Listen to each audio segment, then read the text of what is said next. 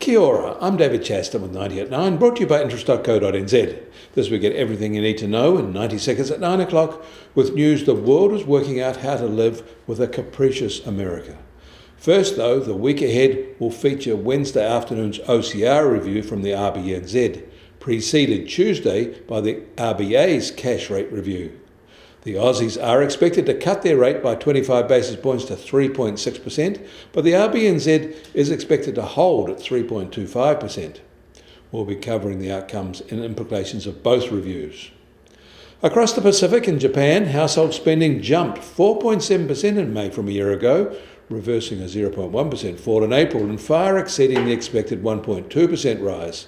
It was their fastest growth since August 2022. And that August 2022 was only good because it was off a very weak pandemic-affected base a year earlier.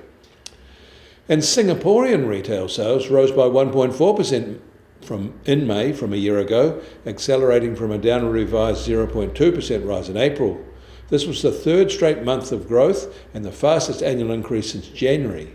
But to be fair, most of this increase was driven by car sales, a very expensive and exclusive corner of their retail sector. German factory orders dropped by 1.4% in May from April, and that was weaker than expected, but the April gain was revised higher. The May weakness, however, came after some very large computer, electronic and optical orders in April. From a year ago, these factory orders were up 5.3%. And in Australia, household spending rose in May as well, and by more than expected, with a very good recovery from a weak April. The spending was up 4.2% from May a year ago, and was the best gain in 7 months.